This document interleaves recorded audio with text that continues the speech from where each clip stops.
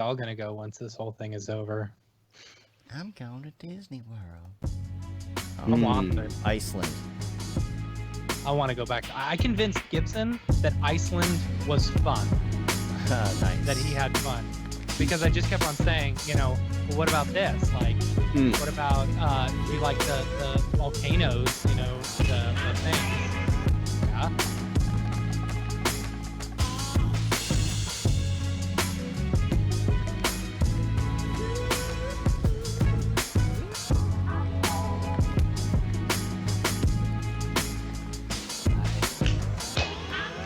Okay. First, Chris 8. Let's Well done, Chris get a 8. shareable link. Drop that in the old bat signal.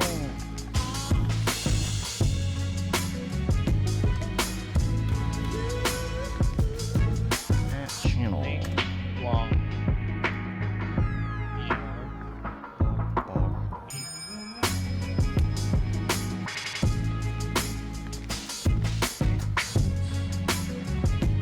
Dashboard, Mograph, Facebook.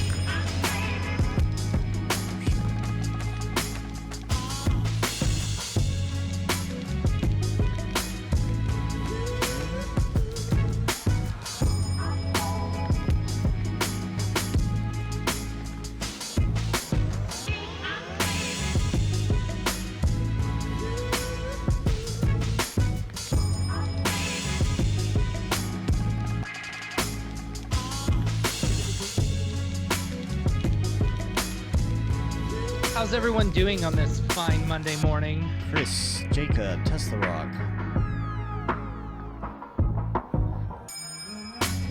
Revelio, yo or low? Revelo, Revio, Revelo? Revio. Revilo. Milstead, Robert. Revilo. Hey, you said my name.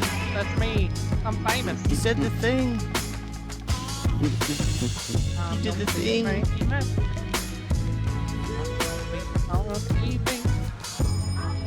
We're good. I'm famous. Hey, look, it's us. It's us. It's us. We're in boxes. How did I get into this box? David, you had any problems with your Nest thermostat lately? No. Like what? I can't get mine to actually work on my phone. Oh, weird. Probably something Yeah. technical. That's probably true. Thanks. Yeah, I think maybe. What about updating your app? My app is always updated. All my apps are always updated. Oh, well, I don't know. My iOS updates my apps automatically. Nah, I've never had a problem. You're just the crazy one who doesn't like to update anything.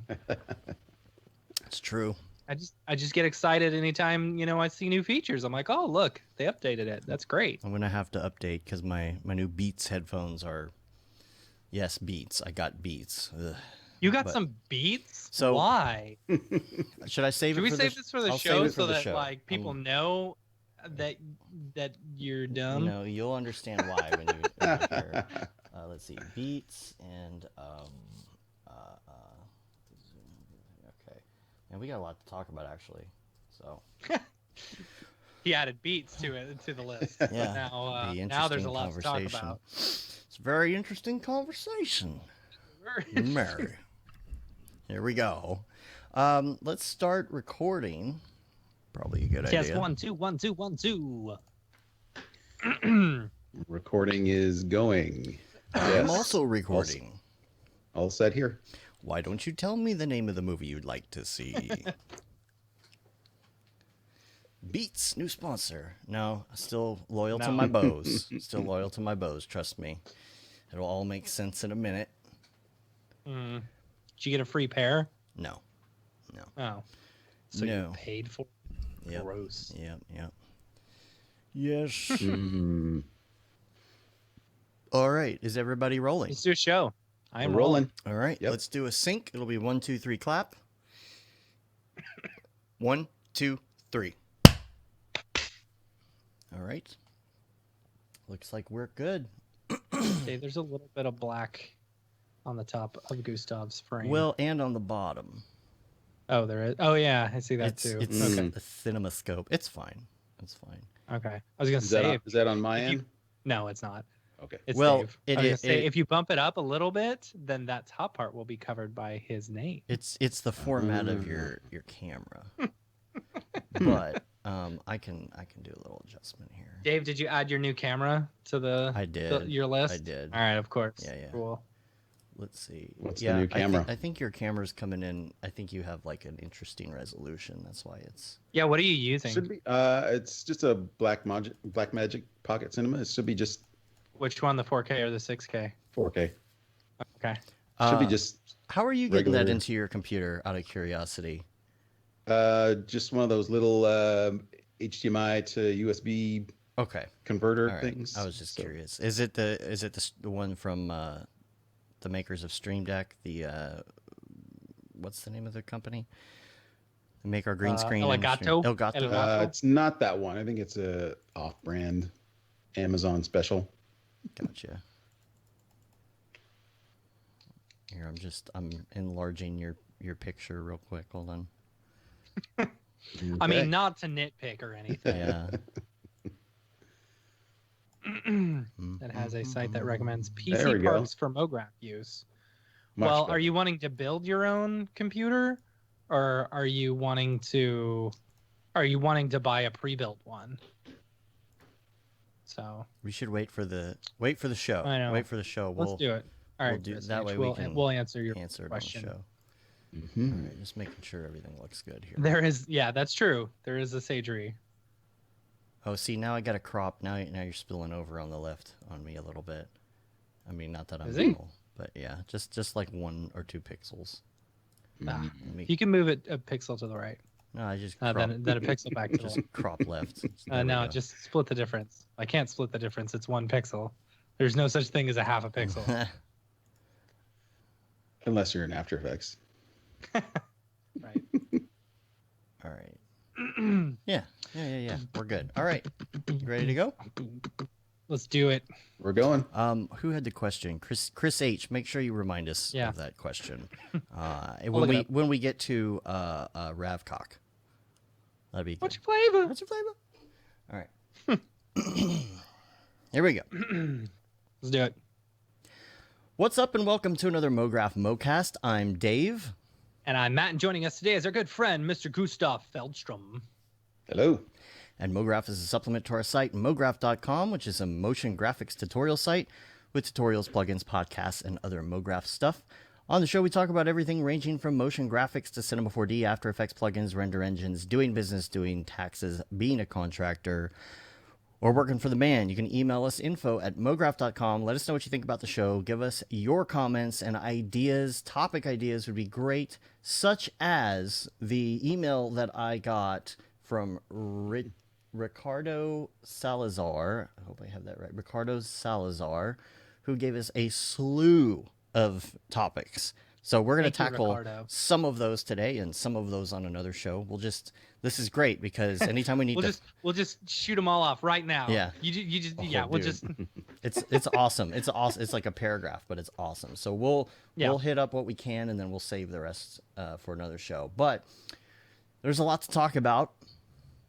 yeah. I guess. Number one. Yes. In these tough times. In these tough times. We need R22. R22 is actually yes. S22. Gosh, that's so hard to remember. S22. S stands for subscription. Mhm. So if you have the subscription, like I do, but Dave does not yet. Oh, I don't? No, we haven't switched you over yet. Oh. We never did. Yeah, thought I was we need on to do it. that. I didn't even No, realize. so gotta get on S22, if you've got the subscription, you can upgrade to the S22. It comes with all sorts of new things, such as the UV editor updates, which I hear are pretty cool. We've been up to our neck in a couple other projects that we haven't had a chance, or I haven't had a chance to even open it yet. Yeah. It's Yeah. We're fortunate that we have been So incredibly fortunate. busy. Yes. Yeah. Yeah. It was slow for a minute, and then it got super busy, and then we're I mean, busier we've than actually we've been. been. I think we've been busy all year. Yeah. You know, we've been busy all year. It's just the all the work that we've been doing has all been like previous. So we have a certain way of working. You know, if it's a previous like client who we've done work for and we know they're good at paying and stuff, like we don't take a deposit up front. And that was all of our work from December to like now. Right. So we were fronting the money basically, you know, but now it's like we're getting a slew of money coming in and it's nice. Finally. But we feel really fortunate to have that work coming in. You know, it could have gone really bad. So, you know, it's really great. So hopefully this doesn't last much longer and everything will just even out. Did you see that the Congress and the Senate passed another small business thing? Yes. Well, they had to because all the big businesses gobbled up millions of dollars. You know what? So here's the thing. My neighbor, you know, he's a great guy. I like him, you know, hang out with them a lot. He's a cool guy. But I got to say, it kind of pissed me off the other day because he works for an accounting firm, one of the big 4 accounting firms. And he joked about how his company is the one who is stealing all the small business stuff for all the big businesses. Wow. You know, and he just like laughed about it. Like, oh, that's hilarious. I was like, dude, you're the one taking money away from us. Did you tell him that? Yeah. And what did he say? He just kind of chuckled about it. Lols. All right, whatever. Wow. See, because that's why that like all these big businesses and stuff who like they have accounting firms. They're not doing all their own accounting, you know. So these accounting firms that are run by these big businesses or that are from these big businesses or whatever, they like, you know, they're just doing it, you know. It's like, oh, here's some extra money. But then you get called out like Ruth's Steakhouse or some of these other things. They gave the money back. Yeah, they did. Yeah. You know, I think Potbelly also gave the money back. It was like, why in the world would you even think that they're a small business in the first place? You know? Right. Like when I think small business, I think like 2 stores, maybe maximum, or 3 stores or something like that. You know, not these gigantic franchises and stuff like that. Or like a mom and pop shop in the middle of downtown, Old Town. Well, you know, Matt, whatever. in these difficult times, these days, yeah. I'm pretty sure we got a project today where he actually says that in the voiceover. Oh. Well, how else will we know that businesses care if they don't? Right. If they don't say these days. In these unprecedented times, in these uncertain times. Hey, did y'all hear I got coronavirus? Oh, let's talk about that. Yeah, yeah. So I'm almost 100% sure because you know did. if you actually go convinced. back and like, yeah, if you actually go back and look at us the past few weeks, you know I've been coughing a lot, and me and my wife we lost our sense of taste and smell, you know, for 8 days. I didn't think it was ever going to come back. I thought, and you know, we thought, no, maybe it's just a sinus infection, whatever.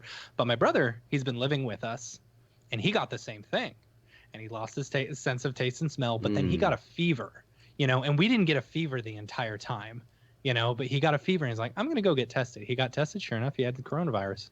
It's like it's a very mild case, I guess. You know, we're just some of the very, very lucky ones who would just, you know, whatever.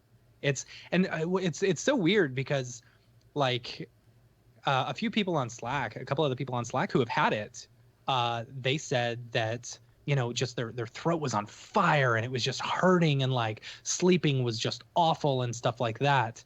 And I slept like a baby every single time. I actually slept really, really well every night. And see, that's not like me at all whenever I get sick. If I have a cold, if I've got the flu, if I've got a sinus infection, you know, even allergies will just keep me up. But this, like, if I went to sleep, I was asleep and I wasn't going to wake up. It was just like normal, you know? But yeah, it was crazy. My worst you know? sinus infection that I ever had, I lost my sense of smell and taste for it is a day. The weirdest thing in the entire world. Yeah. It is so weird because you're like, how in the world can that happen? You know? And things that like you love to eat, you know, you go like, I'm a snacker. I love to snack, you know. So and I eat a lot of sugary snacks, you know, like little bite-sized candy bars and stuff like that. Especially it being Easter, I was going down and grabbing a couple Twix bars and I couldn't taste anything. And I had a ton of like Rice Krispie treats, and I couldn't taste anything. And it's like the only thing, like eventually you're just like, I don't want to snack anymore because it doesn't taste good. It's a good diet plan. And then you start realizing like the thing about it is it's all about the mouth feel. So like the most disgusting thing that I had when I ate whenever I couldn't taste or smell anything was a cereal, of course. It was what was it? Cinnamon Toast Crunch. Cinnamon Toast Crunch is disgusting when you cannot taste it. Like the mouthfeel alone is so gross, you know? But it's like when I couldn't smell anything. It's so weird. I couldn't smell when the baby pooped, you know? Oh God. Like my kid would walk in, he's like, "Oh, it's bad in here." And I was like, "Is it?" I mean, I guess that's a plus for a little while, right? Yeah. Yeah. But then you can't smell his beautiful, nice head, you know? You got to be able to smell his head. Oh, when I lost mine, I didn't even notice until I blew out a candle that was in my office. And I expected to smell, because it was like just pouring smoke out, you know, off the wick. And I was like, why don't I smell that? And then I put my face in it and I couldn't smell it. And I was like, that's weird. And I ran downstairs and I grabbed horseradish and just ate a spoonful of it. Nothing. Yeah. Nothing. See, the sucky part was like, Amy was like, my wife, she was like, just eat some hot sauce. You didn't lose it. So I ate a mouthful of hot sauce, but you feel the fire. You definitely feel the fire, but you can't taste it. It's like, so hot. So, but yeah, so hopefully, you know, and see, here's what's weird. So like one person, and I'm pretty sure, you know, both my kids probably got it, or, you know, it's working through them. I mean, they're fine, you know, but one person in our house got tested and probably all 5 of us had it, you know? Yeah. So it just goes to show that don't believe all the tests that are out there, specifically because, you know, like, and that's the whole reason I didn't go get tested for it, is because at no point did I have a fever. Other than right after I went to the dentist after my 6th root canal, and I had like a hangover or something from the nitrous oxide, and I just felt awful. But anyway, yeah. Got that row. Yikes. I know. I mean, it feels kind of nice, like being done with it, you know? Well, you would think like, that, but did you see the WHO yesterday? I know they came out and said that there's no immunity. You can get it again. No, they didn't say there's no immunity. They said there's no evidence. That means they haven't run enough tests in order to determine if there's evidence that you do have an immunity for a certain amount of time. Because of course you've got an immunity for a certain amount of time, you know? Hopefully. Like, well, yeah, it's like the flu or something Hopefully like that, it doesn't where mutate. It's like, yeah, well, whatever. Anyway. You know, in these challenging times. In these hard times.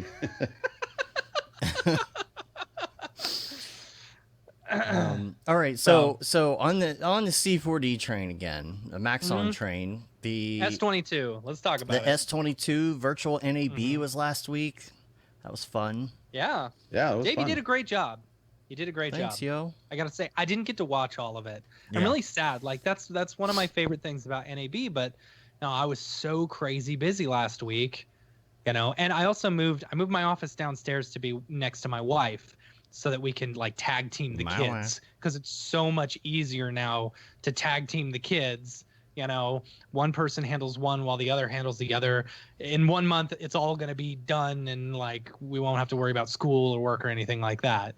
You know, so it's going to be amazing. But yeah, well, them, not me. Well. You know, I'll still be working.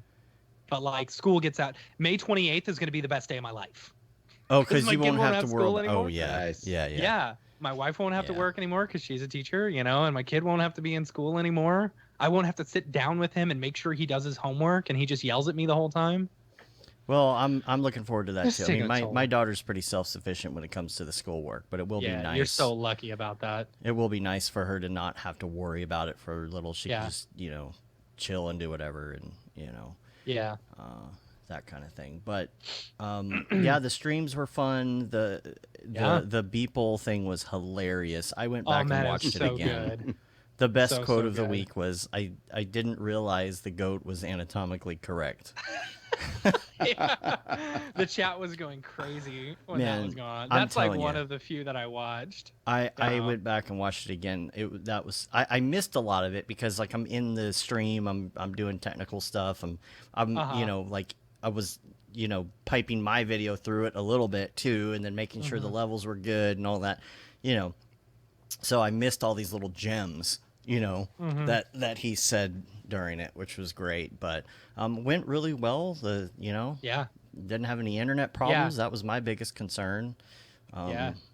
Everything was on battery. It was great. Backup, you know, it felt just like a real NAB live stream and stuff. You know, even though a lot of the things were pre-recorded and stuff like that, they all felt like they were live. You know, which is nice.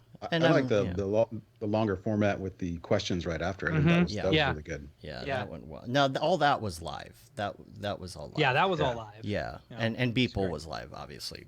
But yeah, I think that was the best way to go. It really felt like that worked very well, and it went over so well. Everybody loved it. Everybody, like, it was so great having that interesting mix with Unreal.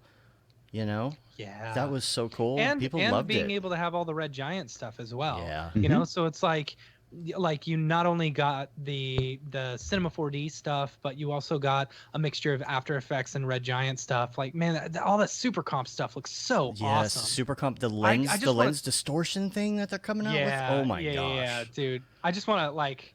I don't know. Are they still running? No, I was gonna say, are they still running the special? But they're running the special only if you're a new subscriber. Oh, so right. Of course, I don't know. Maybe Dave, that is you. If you switch over from the MSA, we'll have to see. Oh yeah. I thought you had already changed my No, thing I haven't done that yet. Oh, that's funny. Because it's all under your information. Yeah. You know, the other one's under mine. Yeah, it was fun. It was fun getting that mix because when you're a Cinema 4D person, you do go into After Effects and you do VFX stuff and you do that stuff, you know, sometimes. And I don't do it as often as some people do it, but I see all these things and I'm like, man, I kind of want to do some of that. It looks fun, you know? I would love, like, I think, so two things that I've taken away that I would love to be able to see with this whole merger of Red Giant and Cinema 4D and Maxon, you know, like people have been like, well, what should they do? What should they do? You know? And the two things that while watching all these streams, I've been thinking, one, I would love to see Super Comp become like its own standalone thing, you know, that's almost a competitor to After Effects, you know? I think that would be awesome. And then two, because that would also push After Effects, because then you've got another company, you know, who's really pushing that. Yeah, exactly. And two, I would love to see particular, like, actually put into Cinema 4D, you know, because they've got their particle system and stuff like that, and you've got X particles and stuff, but like particular is a bit easier to use sometimes than XP, you know, and it's like even being able to like just use it the way it is, you know, where if it's not interacting with things, you know, in 3D space, but just being able to have particles, you know, simple that particles, would add so much to it. You know, that makes sense. I don't know. Yeah. So I think after seeing all these presentations, I think I think it was an excellent idea for the merger. I think the merger was a great, you know, step forward. Yeah, I think a lot of people were wondering, you know, how is this going to work? And as soon as these streams started going, it's like, okay, this is making sense now. Like, this is working. You know? Yeah. And you know, one of the things too is you get caught in that C4D universe, and you kind of sometimes forget the other programs and companies that are out there. You know, you kind of get in your groove, and especially if you're like me, where you're doing mostly like Cinema 4D stuff with some light comping in After Effects. Never anything too ridiculous. I do light Cinema 4D with heavy comping. Oh. you know. Yeah. But you know, I think it's going to be interesting to see where it goes. Their main thing is like they just did this merger. It's like you can't expect for all this stuff to all be working together yet and whatnot. So it's understandable. But I'm excited about it. I'm excited. Yeah, I'm excited to see where they go with it. And future streams, even, like I'm interested to see where that's going to go, because there's nobody's going anywhere. Did you see the official news that SIGGRAPH has been canceled? Oh no! Yeah, that was official. When? It was a few weeks ago, or like last week or something. Here, let me see if I can find it. Well, I heard that the center was turned into a pandemic response area. Let's see. Saturday, ACM SIGGRAPH sent out a thing saying concerns, blah blah blah. Hold on. I mean, the place for NAB East that we go to is a huge it's been designated a future alternative care site during COVID-19 pandemic, making it impossible to host SIGGRAPH 22 in Washington D.C. as planned. We've decided to move to a virtual conference format. So, well, wait. Now, how does SIGGRAPH decide to move to a virtual conference format when all the individual vendors basically are just doing their own? I mean, that's just what they're saying. Yeah. I mean, I don't know. I guess that's. I'm sure they're not going out and live streaming everyone setting up live streams, right. But I don't know. They're basically, these days. I mean, they're going to do like NAB did. NAB was sending out emails every single day saying what the events were and what was going on. Yeah. So man, how did I get off that email list?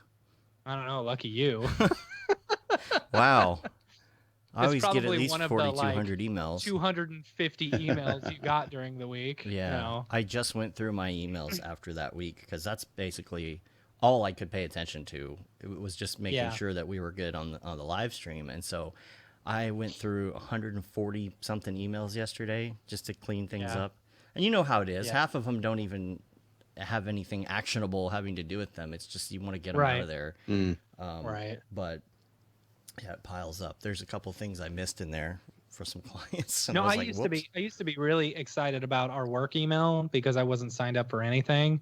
Now I've signed up for so much crap that it's like, unsubscribe, I get tons of spam. Oh, here's one thing that I'd like to talk about that I tried out this week. Envato Elements. Do you have that on your list? No, I don't. But okay, so I'm not huge on subscriptions. I really don't like subscriptions. Right. But I signed up I was looking for some elements, for just like some stock footage, and I couldn't really find it that was relatively inexpensive. So I was like, well, maybe I could find like an After Effects template that someone has already with those elements in it for relatively inexpensive, and I could just rip those elements, right? Yeah. So, Envato's been around forever. And so but they've changed over their thing to where you can't just buy individual projects and stuff anymore. I mean, you still may be able to, I'm not 100% sure, but they were like, okay, so you sign up for a subscription. It's like $30 a month or something like that. You can basically download anything you want, And so I was going through and everything that I found, I was like, okay, download. Oh, need some HUD elements, download. And it's like, now I have all this stuff. I need some HUD elements. Right? I'm working on something right now that needs that. It's like, it was actually a pretty good deal. And from what I could tell, it wasn't limited to these like Shutterstock is or something like that, where it's like, oh, subscription and you get 10 downloads a month or something like that. I don't know. I could be wrong. I could be really wrong, but I need them HUDs, cool. Man. The thing about HUDs is you can't. It's like you can build HUD elements yourself, but why? It is a whole. I understand why Robin Hatto makes the big bucks doing HUD stuff, because that is and the folks over at Perception. It's that so stuff is work. hard. I mean, it's not. It's in its element. If you just look at the pieces of geometry, it's not difficult, right? There's some circles and some dots and some squares, right? Exactly. Some grids. But putting it together and making it look good and spending the time to really make it clean and make it make sense, man, that's a lot of work.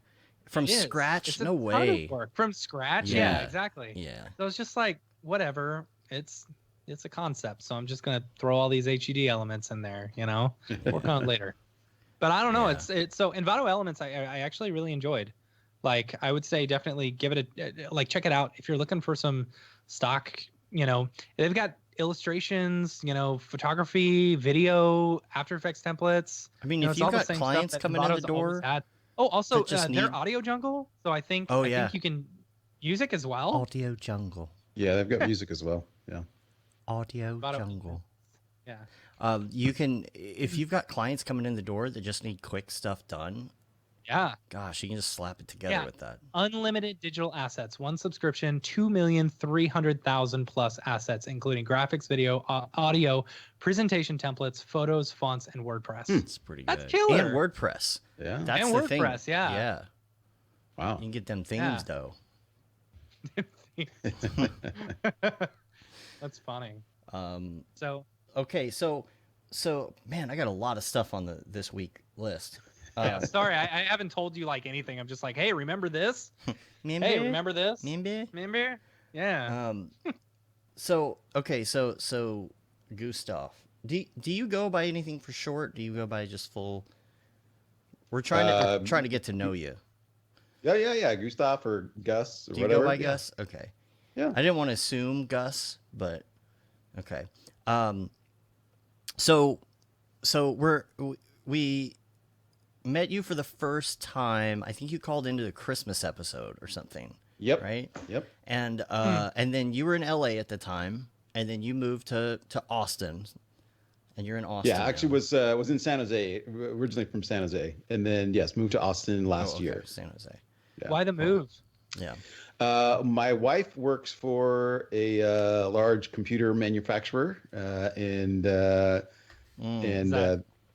were, yes, and they were actually offering relocation packages because they were actively trying to recruit managers to come out to Austin because they were building a brand new campus here. So yeah, that's awesome. We came out in May and we drove around and found this house that we really loved, and then we bought it and moved out here in July. That's awesome. Yeah, we're how do you like Texas? So far so good. We moved like right in the middle of summer, so I'm not really a big fan of the summer. Yeah, the summer. So spent a lot of time inside. So, but no, it's the springtime now is gorgeous, and we're just you totally liking that it. no income tax? Yeah, indeed. It's a little bit of a wash almost because the property taxes here are much higher. Yeah, but I can imagine property California. taxes in California are really high too. Yeah, well, it depends on where you live and what and how long you've been living there, I guess. Yeah. But I mean, and also that's what's different about Texas is property taxes are different depending on where you live here. So right. Yeah. County.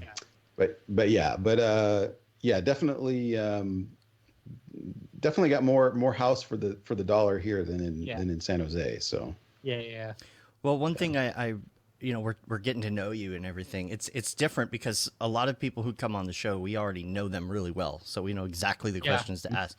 I do feel like we kind of have some great things to talk about, which I've got here, throughout the show. One of the things that you just mentioned when we started the show is that you have a Blackmagic Pocket 4K, right? Mm-hmm. Yep. So you're using right now. That's what I'm speaking into at the moment. Beautiful. Yes. What kind of lens are you using? Yeah. This is a Tamron 35 to 70, I think, or something like that. Did you have to get an adapter for it? Yeah, I have a microphone or the speed booster on there. Okay. Cool. So it converts to the Canon mount. The EF mount. Yeah. So previously I was all Canon. So I was looking at that because I'm previously Canon. I've got the 5D Mark II, and I've got a bunch of lenses and stuff. And I'm looking at that 4K, and I'm like, okay, but then I'm going to need the speed booster, and that's $200 or $300, whatever it is. It's pretty pricey. You can get just an adapter, but that it doesn't have the electronics in it. You can't auto do anything on it. Right. That's interesting. So you got to spend $200 or $300 at the speed booster. Then you've got to, maybe, buy like a native lens or something like a micro four thirds or whatever they are. lenses. Well, once you get the speed booster, all your Canon lenses will work. So I don't even have any Micro Four Thirds lenses. I just use all my Canon gear. And the cool thing about the speed booster is it like the native aperture on the lens is at 2.8, but with the speed booster, it gets down to like 1.2. Oh wow! I think So cool. It goes pretty wide, and again has all the auto functions. I mean, this particular camera doesn't have autofocus, but I seldom use that anyway. So yeah, I don't either. But that was the thing, is I started looking at how much money I was going to spend, like to get the speed booster and convert my lenses and all that. And then I was like, I was looking at the 6K, and the 6K is native Canon.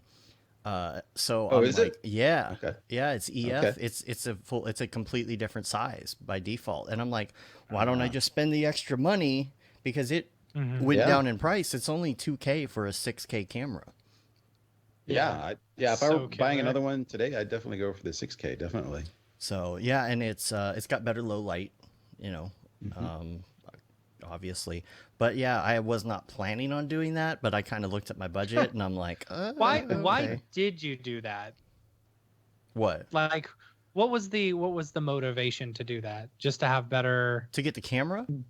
Yeah. Well, because I'm recording a course pretty soon, and I'm not going to use a green screen. Is it just for the course though? Well, I mean, I'm, just like my Canon camera, I mean, I use it for other things. I do personal stuff with it. And if we ever need to shoot anything, we can shoot with it. Plus, if we ever want to do, like, in the tutorials and stuff, I really don't want to use my webcam. I want to use, like, a real camera. Yeah, of course. Yeah. Excuse me. Bless you. Thank you. So, so I had been eyeing it for a long time, actually, and really thinking about getting it. And I'm just like, okay, I'm going to pull the trigger, spend the extra money on it. And it just makes sense. Yeah, I'm really happy with mine. I mean, the battery life is a little wonky. Like you barely get like a half hour. Yeah, so really? With a single, like it's a Canon style LP6 battery. Okay. But I have a external V mount and an adapter, and I think can run for 3 hours or so. So you kind of have to build it up a little bit, more than just like a run and gun kind of thing. But I'm super happy with it. Yeah, and you do it in stages. You buy the different pieces in stages, and there's it's Blackmagic. They have the ATEM switchers, which we have one that's just like a dumb thing you put in a box, and it's all on the computer. And then they have the newer panel switcher, and then they came out with this switcher Mini Pro, or it's about to come out, which is really cool. It's got like 4 HDMIs. It's got network. It's got a plug for USB-C. You can plug an SSD drive, and that's the other thing about Blackmagic. You can plug in an SSD drive to your cameras. So for the ATEM Mini, well, the Mini is like $200 and something. That's on back order until April 30th. But there's a Mini Pro, and that actually has a network. You can actually stream straight from the box without a computer. Wow. So, I mean, you have like it's only, I don't know, like 8 inches, and so you can hold the thing in one hand, hook a bunch of cameras up to it. You got an entire production studio, that you can fit in a box. Yeah, that's so cool. And it will stream. So that's going to be cool. Okay. Yeah. I figure we can use it when we go do like interviews. That's like $600. That's not bad. Yeah, I'm telling you, man. I'm telling you. 4 inputs. And it's got the same exact software that comes with all the other switchers. So you have all the full mics control. weren't. I know. Yeah, the 1/8 inch or whatever. 1/8 inch plugs for input. It's like, really? At least give us a breakout box to XLR. Right. I understand you're trying to save room, but so anyway, that's cool coming. though. Yeah, I like that. Yeah, so that's coming on Thursday. So I'm gonna have like a field day, just doing fun experiments. Trying that out. I think it's gonna be a lot of fun. Back to the roots, Also, anybody check out the Travis Scott concert in Fortnite this weekend? No. Pretty epic. I don't know what the numbers are. I've been playing Animal Crossing like crazy. Oh, speaking of, I need to check my turnip prices. Oh my goodness. Wait, turnips? Yeah. So on Sundays, I think it's Daisy May comes around. This is in the game. This is in the game, yeah. Okay. And only on Sundays does she come around, and you can buy turnips from her, $100 for per turnip, right? But she only sells them in batches of 10, so you have to spend $1,000 to get 10 batches of turnips. And right? how do you make said money? So I pulled out $100,000 and bought a ton of turnips. Right. And so the next day you check to see what the turnip prices are at the store. And if at the store, if it's worth more, then you sell your turnips. Right. And some people have had their turnips, like the price be up to like $500 per turnip. Right. So you make 5 times the profit by selling all your turnips. That so sounds anyway, like work more than it does fun. But... It's awesome. It's so great. You know, like, I mean, that's the thing with Animal Crossing is that it's like, it is work. You're basically just like, what is it they call, like, what did they call it in South Park when they were just like killing all the boars or whatever? Like mining or grinding. You're just grinding. That's all you're doing in Animal Crossing. I don't know if you can actually beat the game. So I don't. Yeah. So anyway, Travis Scott. Anyway, it's pretty good. I watched it 3 times. Yeah. I watched it once, and my daughter was asleep the first time, and then she watched it.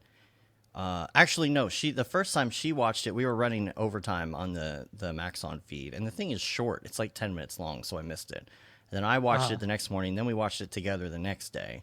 But it's pretty interesting. You know, you show up, I don't like that they enable the actual game beforehand, so everybody's going around killing each other.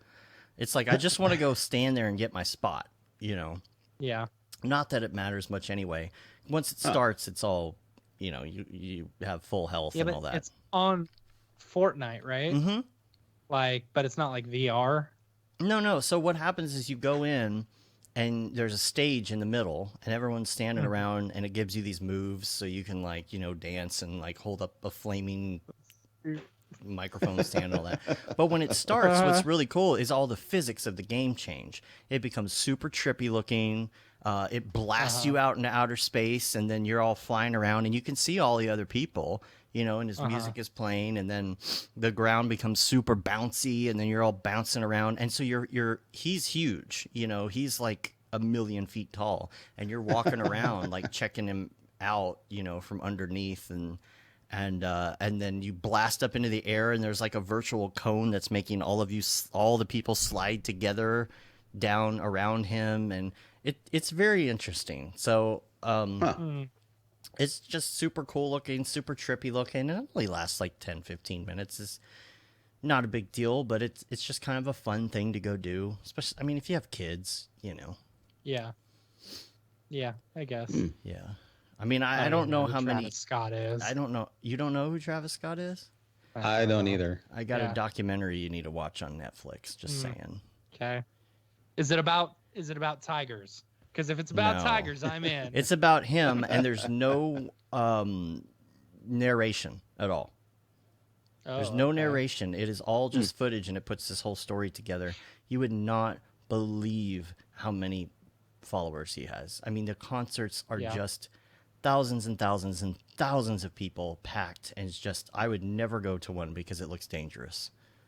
But it's insane to me. Like, you should definitely check out his documentary on Netflix. Even if you don't like his music, even if you don't like that genre of music, it's just so interesting to see, and to see how it was done too. I feel like putting a documentary together with no narration is a very difficult thing to do, to tell a story with only what you got. You know. Yeah. Only what you got. Yeah. Never heard of him. Yeah, so I mean, if you're throwing a concert in Fortnite, you've made it pretty big. Yeah, okay. I mean, it's a big deal because, I mean, millions, tens of millions of people. Right. 10 million people showed up for that, and Travis Scott, I'm sure it was, you know, double that. Yeah. In fact, I should look it up and see. Wow. Let's see. Travis Scott Fortnite night numbers. Let's see what it says.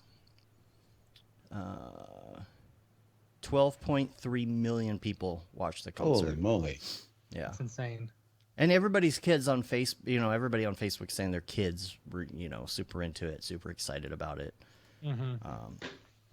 So it's a cool thing to do with your kid, But other notes that I have here are iPad. I've been enjoying my new iPad and drawing a lot with it.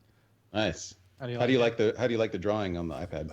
Man, like they had the pencil with the first iPad, and it was okay. It was pretty good, but like the new one is fantastic. Like I am in love with this new iPad. The way that it feels in your hand, it's so thin.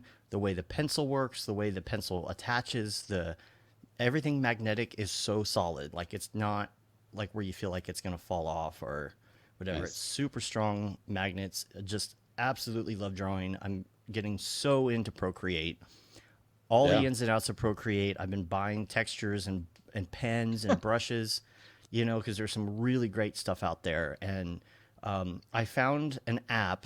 It's called something ref. It's called Crap, huh? What is it called? It's probably not on my phone because it's only for iPad, but I'll double check. So, I'll have to I do a lot. up. I do a lot of drawing on the iPad Pro as well with the pencil, and I still have the first iteration, and when I first tried the pencil on the iPad, I was totally blown away because I've been using Wacoms for decades, and it was always frustrated to some extent with the response. It never felt natural, but the pencil and the iPad is amazing. Yeah. So ditto here. Love just drawing on those things. Well, and they fixed the way, because the original one, you had to plug the pencil into the iPad straight into it, and you could break it if you barely touch it. And the way that they've done it now, there's a matte finish on the pencil. Yeah. So it feels like a pencil. The magnet is just fantastic. The magnet is amazing, and they did the flat side of it so that it could easily attach as a magnet, but also makes it feel like a pencil because a pencil has those flat edges, and it's just so great. I like it's one of those things where it feels like you're one with it, like you're really drawing on paper. It is so close to the real thing. I know it's not the real thing, but it is so close. The pencil is much more sensitive. You can double click on the pencil now, and it becomes the eraser, so you don't have to switch. Man, I'm just I'm getting back into drawing. And that's the thing. So, gosh, I wish I had time. I've got no time. I'm telling you, 2 kids takes it out of you. I did an EJ. Now. You want to? I know. Yeah, show the EJ. Look at my EJ. The Rick and Morty EJ. Nice. Funny. And so I'm doing a thing where I'll draw one person, and then you gotta nominate someone else. So EJ has nominated Beeple to be the next drawing. Oh, that's so funny. Now I have to draw Beeple, and so on. Yeah. And then he'll have to choose somebody. So, and then I can put them all together when I'm done and have like a mural of Rick and Morty motion graphic designers or something, just for practice. New good season coming out next week. Yes, on May 3rd, next Sunday. Ooh, that's exciting. So I found, because on the iPad you can do where you run 2 apps at once. So I found this app that's like Pure Ref. It's something Ref. I'll have to look it up. You open it and you kind of do like the 25%, and you can cut and paste different things into there for reference, which is just like what you do with Pure Ref. But you can hit a lock button on it so you can't accidentally touch it. So you hit the lock button on it, and then you have your references right there on the iPad. It's super cool if you're into the references. Yeah. Let me know what that is. I'll check that out. Yeah. And then let's see. Beats. You wanted to hear about these beats. I didn't want to, but you're going to talk about it. Well, you can't go running. You can't go running with Bose headphones. Let's be honest. Right. It's a bad idea. I guess they could fall off. They could break. They're hot. they're going to get sweaty. It's going to make the padding on them fall apart like these Sony ones do always eventually. And so you need something that's made for running. And I had an old pair of J Buds, whatever they were called, and the battery is just so bad at this point that it doesn't really last. So I decided to research, and like what happens every time I research, just like with the camera, I go in and I'm like, okay, well, I could get this, or I could spend a little more and get this, and it will last me. And this is the recommendation. All right, go ahead. Right. And so the first thing I'm thinking is why Beats, right? Because Beats are, not great. Bears, Beats. Right. Battlestar Galactica. So, when people think Beats, they think not so great. They think, they have a high return rate from Apple. I know that. And they're expensive for what they are. Right. And there's too much bass on them. I don't know about, not in this pair, but that's the thing. They are very bass heavy. Yes. Of course. VizRef. But that's what they're made VizRef, for. that's it. Thank you, Chris. VizRef. VizRef. Yeah. Yeah. That's the app. VizRef. Okay. So I'll have to check that out. This is different because these are running headphones. So I was looking for something that stayed in your ear. The biggest problem I have is you try and do in-ear headphones and you're going like this while you're running the whole time, like trying to keep it in your ear. So I did tons of research and found like the top 5 that I wanted. And I was like, Beats? Really? All these people recommending Beats. And it's because of the way that it stays on your ear was the biggest thing about it. And they also charge with the iPhone charger, and they will charge. You can plug them in for 5 minutes to get an hour's worth of use out of them. That's kind of cool. So which model Beats are these? These are they the ear hooks? There were ones with the ear hooks, but I didn't get the pro expensive one. I got the base one because there's one that comes with a base and all that. I just needed something that I knew was going to stay. It was recommended. It was very waterproof. Why not the Apple earbuds? Because they'll just fall out of your ear. That's the whole point. Maybe. No. Maybe. If you're running for 4 miles, you're just going to be messing with them the whole time. And then what if it falls and breaks? Or I mean, my daughter had some of those, and they fell on the ground one time and broke open. So it's just like I want something that is hooked on your ear for sure, will not fall off, is heavily water resistant, and like these were overall. And I think it's because they're in earbuds. They're not the same as the big ones you wear on your head that everybody says sucks. This is a little different, and I understand it's Beats, but all the reviews, all the sites, all the Amazon stuff, like the other ones had worse reviews than these did. It's like picking the best of the worst, But I'm very happy it's like with a them. presidential election. Yeah. Ding. Anyway, that's my Beat story. That's the why. Okay. That's the why. Well, there you go. Yeah, and that's it. I have the only other thing in my week wrap up. I did do a fun prank during one of our Zoom meetings this week. Just for fun. That was so good. That was so good. So we did the for some of the presenters and the people who were working the NAB stuff for Maxon, we all had an after hours kind of meetup where everyone kind of we Zoomed together and we people drank and we hung out and we just talked shop and stuff like that. And so Dave did this funny thing. Go ahead, you can tell him. I just Are you able to show? Are you able to show it at all? Let me see if I can. Let me see. I recorded it. Let me try and bring it up here. Hold on. I just want to mute it because I don't want all that. So I recorded myself just hanging out in my office on my webcam. And then sitting down and like waving to the camera and then reading a book and like I would turn the page and then turn the page again. And I just looped that part of turning the page again. So I just left it on pause. And now let's see if I could bring it up here. Oh, no, wait. This is the video itself. I have to find, I don't know. Did I save that video somewhere? I don't know. We sent it on our phones. Oh, here it is. Oh, geez. Oh, geez. Ah, jeez. It went to my third monitor that I can't see. Dope. All right. This makes for very entertaining television. Yes, it does. Thankfully, it's not on television. All right. You can't do that on television. All right. Let me go to the screen here. All right. So you can see here that I'm in the top left. Top left. Right. So yeah. I'm sitting there and we're on the Zoom meeting. And so what I did is I took that video and then I put up my green screen like I normally do, and I just cropped my own self into the existing webcam video. Uh-huh. And then so all of a sudden very nice.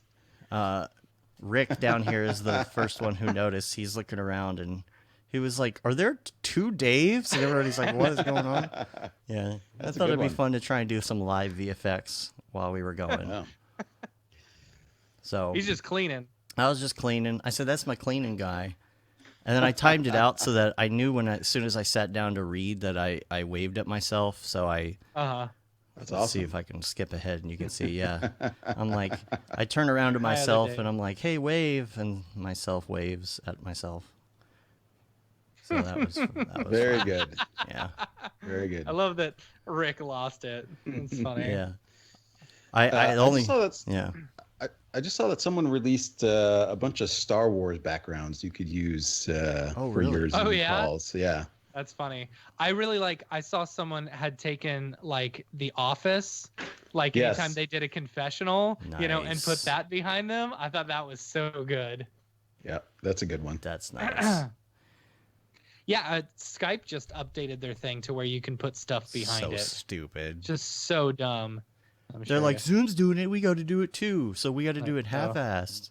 Everything they do is half-assed. Oh yeah, look how good that is. Nice. Oh my god.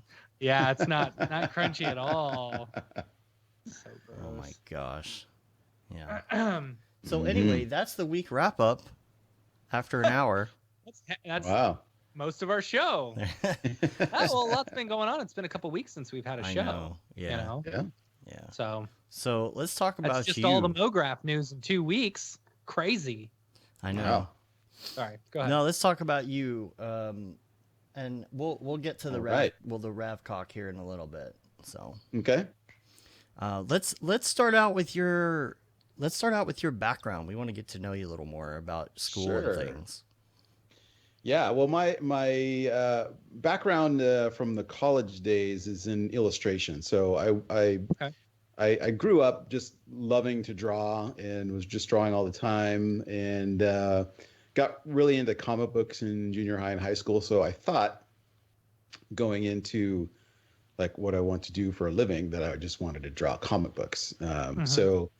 And the closest thing that I could figure out to that was this illustration program at San Jose State. And so I ended up going to San Jose State, and turns out they had at the time a really fantastic illustration program.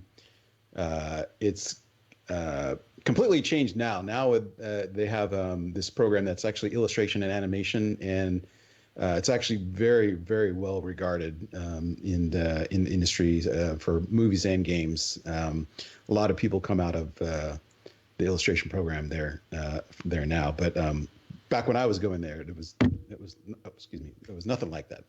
So, but it was still a very good illustration program. And so there I learned most of the fundamentals of drawing, composition, color. And all that, and part of the program there was you had to do graphic design as well. So that's where I was introduced to typography and all that. So coming out of school, I was doing, or my goal then was I sort of transition from being into comic books and more to doing illustration and conceptual illustration. And back then it was. And I mean, I didn't graduate till like mid '90s, so it was all traditional. I wasn't on the computer at all really then for my entire time at San Jose State. So it was all traditional media, and it wasn't until right before I had graduated that I got really turned on to there's an illustrator named Dave McKeon. I don't know if you're familiar with the Sandman comic books, but he did all the covers for the Sandman comic books. All right. Cool. And he was combining traditional media and like digital collages, and that stuff just blew me away. So that went into this sinkhole of going digital. And so once I was out of school, I was just doing sort of this mixed media collage stuff that was it all ended up digital, but that's where I really got my sort of foundation as far as doing Photoshop and all that stuff. So that was the plan after graduation, was to just do freelance illustration. But of course I needed to make some money in the meantime. So I ended up doing an internship thanks to a good friend of mine who had a design position at this local agency. It was like a digital marketing agency back then. Again, this is like the mid 90s. So it's like, this is right at the sort of crest of the whole CD-ROM era. So yeah, I came on board. Interactive CD-ROM. Yes. Yeah. Interactive. In Shockwave fact, and what was the other one? Flash. Director. It was a director. Yeah. Macromedia director. So yeah, I actually my last 2 semesters at San Jose State, I was already working full time as a design intern at this agency, and it was they were kind of starting up their interactive branch of this agency, and I sort of jumped on this train like right before it took off, because like as soon as the sort of CD-ROM sort of started to decline, that's when we started doing more web stuff, and then everything really took off. Like this company just grew like crazy and went public, and so I got to ride that sort of all the way up, so by the time I graduated, I was already working full time, and so I was doing that graphic design by day, and then doing my illustration and music stuff by night. So I ended up doing freelance illustration on top of my full-time stuff for about 10 years. I had a couple of steady gigs at some music magazines like Bass Player, Guitar Player, and Keyboard Magazine, and so that was pretty good for a while. Ended up doing a couple of book covers, but it wasn't until 2001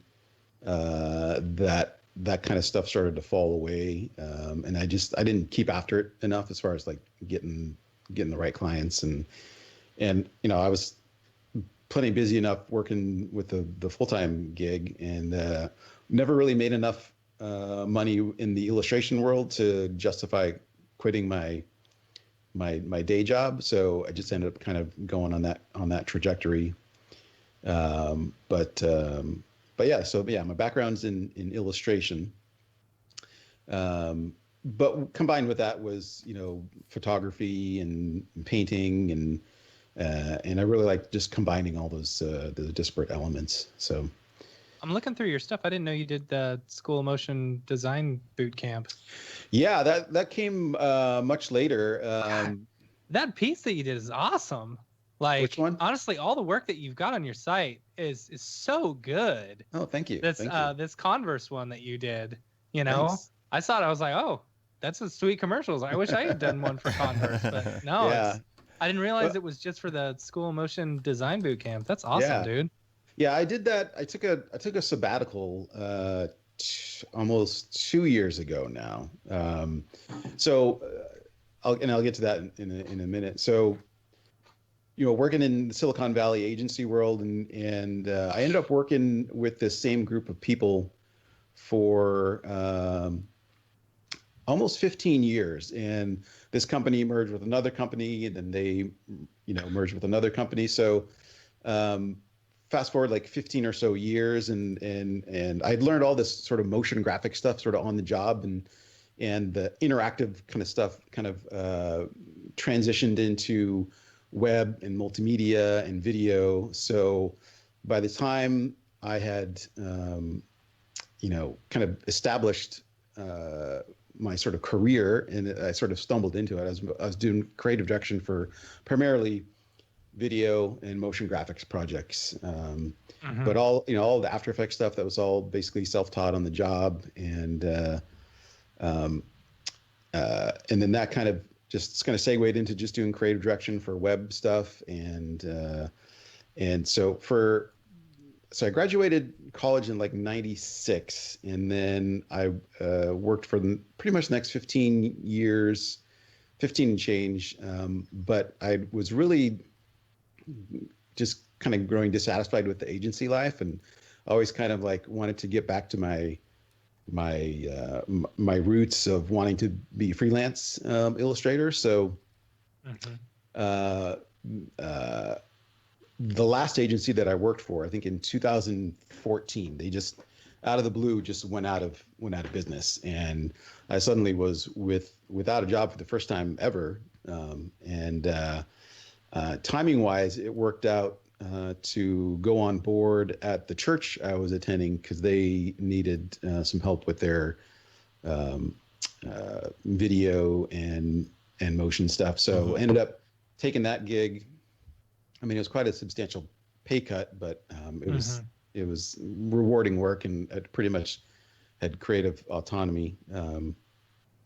And I did that for 3 years. I had these visions of building a team there, but that really never materialized. So I came to the point where I was like, well, I really got to step aside and let someone else do that role. And thankfully, with the support of my wife, because I couldn't have been able to do this without her, I was able to resign, and then basically take a year and sort of refocus my my time and my effort into becoming a freelance motion designer. And so I basically took that year and just was woodshedding like the whole time. I did several online courses, the School of Motion being one of them, just to kind of have these external deadlines to kind of push me along and do some of these projects. So and that's where I'd kind of messed with 3D and cinema for, kind of dabbled in it, the last 10 years or so, but never really put my whole back into it. And so once I decided, yes, okay, this is the route I was going to go, I abandoned the Mac world and jumped into the PC world and built a PC. And I knew, and I just happened to choose Redshift to start learning. So for a year straight, it was nothing but tutorials of Cinema 4D, Redshift, X Particles, and as much stuff as I could sort of cram into the day. Wow. And as I sort of gave myself a year to kind of I wanted to kind of throw out all my old work and just put up new stuff, even if it wasn't real. Right. So that's okay though. Yeah. Here's the thing, like, I gotta say, so I'm going through your work and it's fantastic. Thank you. Like, it's really, really well done. And some of these things that you've got from School of Motion, some of the projects that you did, I love the way you did them, because, with most people, if you do work from a school or something like that, you don't necessarily want to put it on your reel or but showcases. But I love that, like, at the end you were like, this was for educational purposes and stuff like that. And it just kind of lets people know, this was a school project. This is what I worked on. This is what I came up with, given the direction. That's fantastic. It's great work. Thanks. Yeah, I was a little apprehensive about putting some of the School of Motion projects on my site, because I wasn't kind of sure how that would look. Because the thing is, any one of us within the industry who knows what School of Motion is, and to know that you've actually gone through the course, not only if we know it's a good course, right. And now let me ask you, did you actually make it all the way through? No, I stopped at the last project, because it's always my question. I haven't found many people who have actually made it all the way through yet. So, anyone who actually takes it shows at least a little bit of dedication in order to do that, and to be able to come up with really good, style frames and boards and stuff like that. It's definitely a testament to their teaching. Yeah. And I really loved how the School of Motion was set up, and there, I was a little hesitant at first because I didn't know if the design. So I took the design boot camp, and I didn't know if it was going to be, a lot of review kind of stuff for me as far as like the skills required, and for sure, and not that it would have been rudimentary, but it was a lot of work, and it was definitely good stuff to review and sort of refine. And definitely having those external deadlines of, for the projects helped me out a great deal.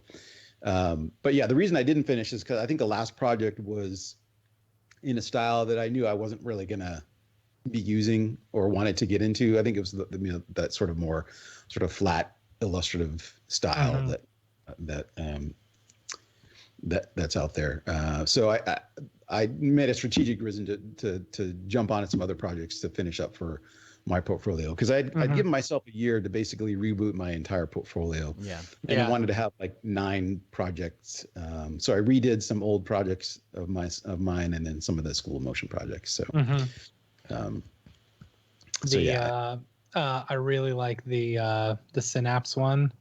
Gosh, that's cool. Thanks. Yeah, that was actually from I did that in January this year. A local guy here in Austin hit me up about just doing this. It's actually that 10 seconds is actually 10 or 12 seconds actually a insert part for a live action video that they were doing. Okay. So they were shooting this guy on a stage, and they wanted to, he was going to take a drink of the energy drink, and they were going to zoom into his eye, and then that's where I took over, and then back out. So yeah, that was super fun, like super quick turnaround project.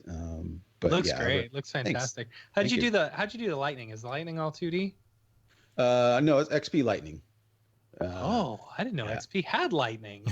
Yeah, it's super easy to set up. See, that's the thing. That's the thing about X particles. Sometimes, it's like, it's the thing that I like about X particles. It's also the thing that I hate. There's so much stuff that you can do with it. It's like trying to learn your way around X particles sometimes can be a pain.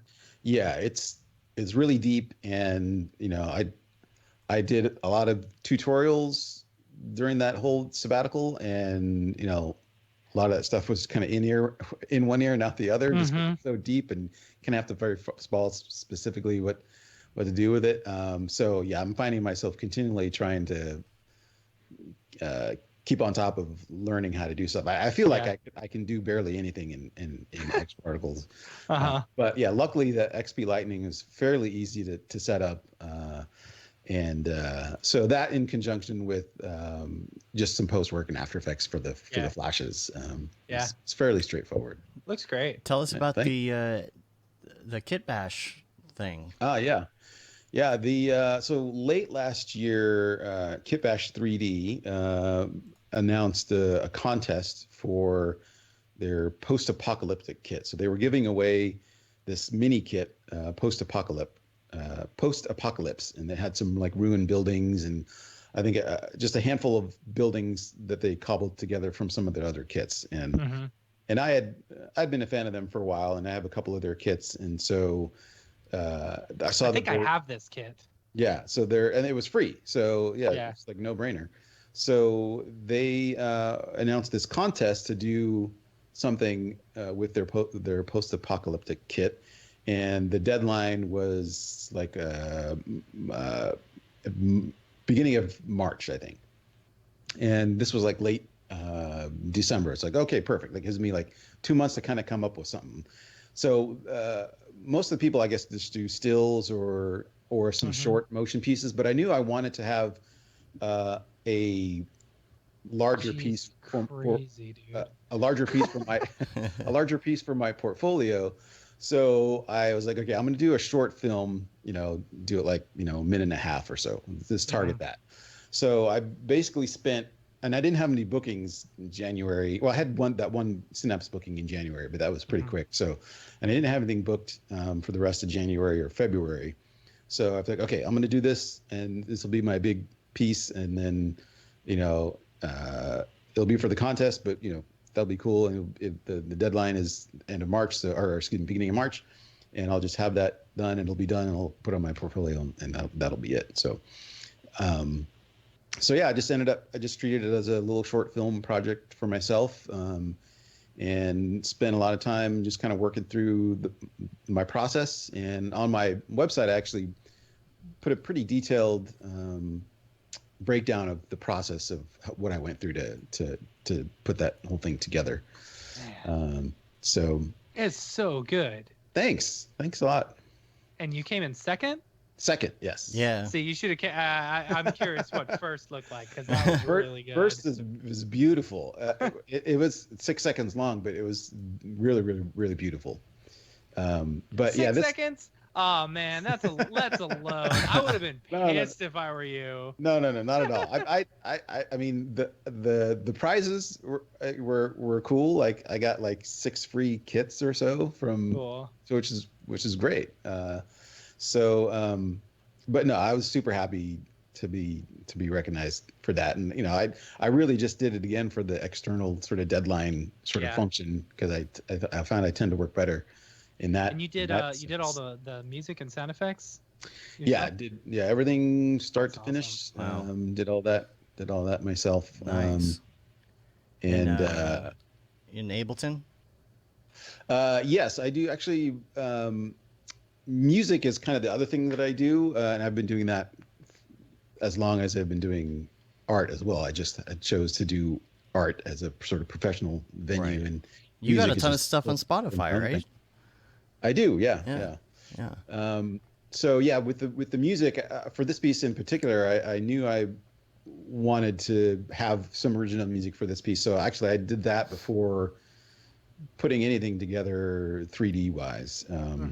And so yeah, I do all my tracking and recording in Ableton, because I found that's much, as far from the digital audio workstations out there, that's the one that's the most flexible as far as like sketching things out and not getting locked into some sort of linear arrangement right up front. So yeah, I do all my tracking in Ableton, and then most of my arrangement in Ableton as well.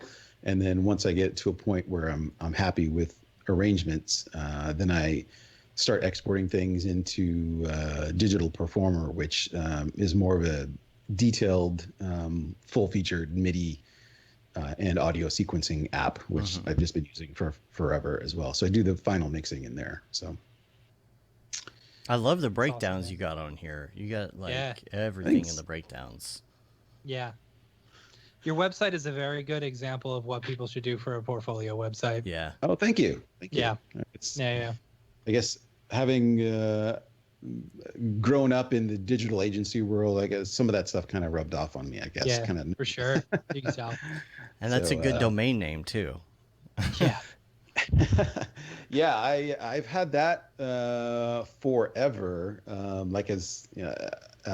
think I can't remember when I registered that, but Botched was actually the name of my record label originally, because through college I was in a band and we were just releasing our own music, and we couldn't get signed to anybody, so we just created our own label. So Botched Records it became, and I registered that domain, and I just had that forever. And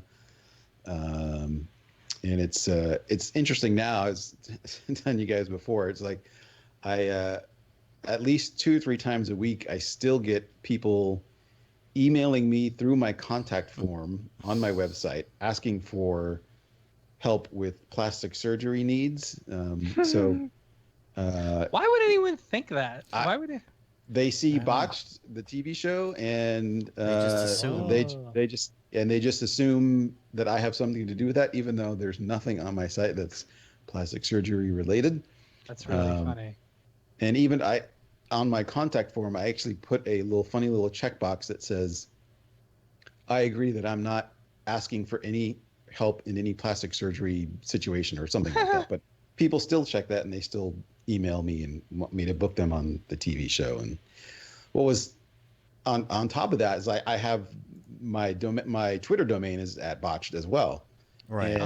And even these doctors on the show, like, they don't know how to use hashtags, and they like tweet at Botched, and they're like, you work on the show, like you should know that your Twitter handle. So yeah. Do you ever respond like, "What does this have to do with me again?" I do sometimes, but No, then I never. Here you go. You say, that sounds great. You should be on the show. I think you should come up to our studio at this time on this date. You should say, "No, I'm ask still for waiting on the John." check. Could you send me the check?" Yes, yeah, Yeah. that has crossed my mind. Send me some money, but That's good. But like I figured, well, these people are kind of desperate, so I figured I'd leave them alone. So. Or you hit up the actual TV show and say, "I'm willing to sell this for $100,000." Right. Yeah, I've gotten a few offers, and they always appear to be from nobodies, but I'm just not interested in selling. Yeah, so I don't need to. Yeah, but oh well. That's cool, man. Maybe that show will die out at some point, and I'll just get my peace of mind back. That's part of the. You open for freelance? Yes, absolutely. Yeah. It's good to know. Yeah. Good to know. Yeah. I had one of the other things about this Kitbash project was I kind of slated, January and February for that, and then I was gonna, launch that and then just kind of pick up more steam and just take on some more work. But ended up having to have surgery at the beginning of March. So fortunately, my surgery date coincided with the end of the contest. So, good. So I was able to get that done before my surprise surgery. Yeah. So, fun. Yeah, man. And I like your setup too that you posted of your my studio. Office. Yeah, man, that is pretty. That is very pretty. Oh, thank you. Look at that. How do you like the giant Cintiq? And are you working in cinema in it? Yeah, I absolutely love it. Yeah, I could never go back to just mouse and monitor. Do you lean on it? Yeah. Right. Like, because I feel like I would just want to lean on it all day. No, actually, it took me a little while to kind of figure out ergonomically what I wanted to do, and what I ended up was I built a custom stand that's at a fixed 45-degree angle. So I don't have like the Cintiq stand or like the ergo arm to move it around. So it's basically fixed here, and it's at 45 degrees. The desk there's a standing desk. So half the time I'm standing, and the other time I'm sitting. But I found that having that, and then I have that other monitor above. It's just like a widescreen HD monitor that's on an arm that's adjustable. That's just above the Cintiq. So that's my reference monitor. But no, I've really happy with the ergonomics of this. And it took a little while to get used to, and it being 4K, like in cinema, it's fantastic because you can have there's so much real estate, but my eyes get pretty tired working, trying to read everything, especially at the top of the menu. That gets a little tough, but looked cozy. But yeah, I absolutely love the Cintiq. I don't think I could go back to just regular mouse and monitor kind of situation. I've always wanted a Cintiq, but like I don't know. I just don't. I can't justify it, know. But I feel like if I got one, I worry that if I got one, I would be like, I don't really like this, and then I wouldn't want to use it anymore, But I do I love the Wacom tablet, but it's another one of those things where I just can't I'm not in Photoshop enough or something like that in order to where I would really be using it. And if I do, then I'll just use my iPad, Yeah. Drawing wise, I think the iPad Pro still beats the feel and the drawing experience. Still beats the Cintiq. But the Cintiq is definitely a close second as far as drawing and the feel of that. Yeah. Definitely. Yeah. Mm-hmm. That's cool. Yeah, love it. Let's see what else I got on the list here. Time is flying on this episode. Yeah, I know, right? Can we real quick? Let's jump back to Ravcock. What's your flavor? What's your flavor? I think you might have some good input on this too. I'll have to scroll back through comments and figure out what was the question about the hardware. Ooh. Let's see. Quick question for anyone who was on here that has a site that recommends PC parks for Mograph use. You know, and we were talking about the Sagery. The Sagery is a good one. That's from Sage. And then there's Shadows. There's I can't remember the name of it, but there's like a CG Director. He's got like a blog, and he's got several write-ups on builds for specifically motion and 3D. Best PC for 3D modeling and rendering. That's yes, is it CG Director? Is that CG Director? Yeah. Yeah. That's a good resource. Chris said, so what's the best place to start? Haven't had a PC in a while. Am I going RTX 2080 Ti yet? Definitely go RTX. I think if you're starting right now. If you don't want to spend the money, I'd say go for the 2070 Supers. You know, me personally, that's what I did. I bought a couple of them. They're the best dollar per CUDA core that you can get. So I love my 2070 Supers. I think they're great. And you get the blower style, and you just stack them like crazy. And he says Cinema 4D plus Arnold plus X particles. Now, if you're going to use Arnold, it's important to note that you want to have some good CPU power when you're doing that. You want to get one of those like 32, 64 thread, thread rippers and stuff. Or if you've got the money, I'd say go up to like the 64 128. Gosh, if I had the money, I would do that in a heartbeat. I'm thinking about upgrading mine just because even for the streaming stuff, I'm starting to almost hit a wall on CPU. Because I'm getting real complicated with the streaming. So thinking about upping that. But yeah, for Arnold, totally, you're gonna want that, and you're still gonna want the RTX. Either way, even if you're not doing GPU rendering, I feel like as far as like particles and doing like flame simulation, explosions, all that, if you're doing TFD, TFD is like butter right now with an RTX card. Yeah. Not that the RTX is actually the reason, but I'm just saying like the newer cards are. I wish TFD wasn't so expensive. It's nice. But by the way, I do have on my list for this segment is Jenga FX. Jenga FX.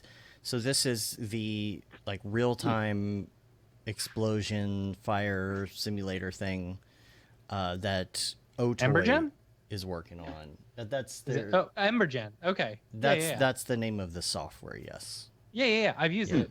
It's cool. It's very cool. And I got on their beta and was playing around with it. Couldn't figure out how to export it or anything, but like it's super cool.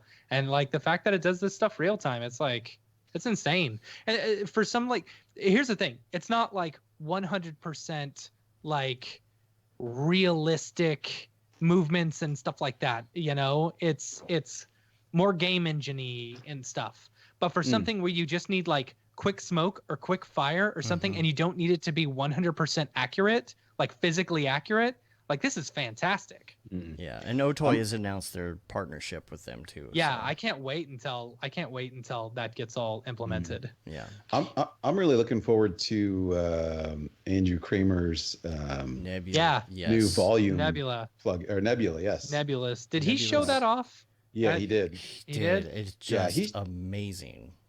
Yeah, it looks fantastic. Yeah, he showed that a little bit last year. They've been he's been showing it for a while. Yeah. A year ago, last January, when I was in London for MDC, he showed it off. Yeah. I think he kind of did the same thing with Element 3D. Like he showed it off a lot, just like here and there, and then like finally released it. Yeah. So man, it's getting people excited for it. I can't wait. Yeah. Jules will be on the show in 2 weeks, by the way, so we can get all the new updates on all the new things. There was I think they had just announced a beta of Octane X for Mac. Yeah, so I think everybody at this point is just waiting on Apple to update some drivers and things to make this work. Yeah, that's what. Because I think that was something with Redshift as well, right?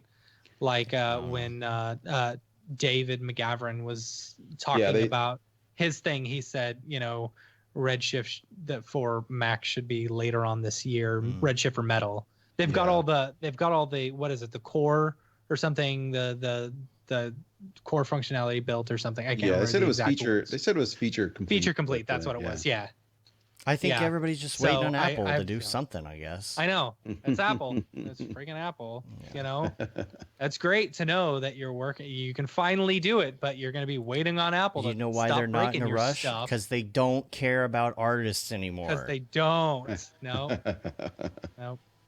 Here's the thing. I want the ability. I really want the headless rendering. You know, because I want to be able to like say I would love to be able to get another MacBook Pro or something like that, you know, and just work straight off of my MacBook Pro and not have to actually deal with any of the cards, like have it all be rendering on all my PCs, right. You know. I don't know. The presentation that he did for, what was it? Was it GDC? The GDC presentation that he just recently did was so good. Y'all should check it out. The thing that I'm most excited about is they're talking about working on a way to keep, like, say you're in cinema using Octane and it crashes, that it doesn't crash the entire program, that it only crashes the plugin, and you just have to restart the plugin. Like, that to me would be absolutely killer. And I don't think there's any other, I don't know of any other plugins that do that. Yeah.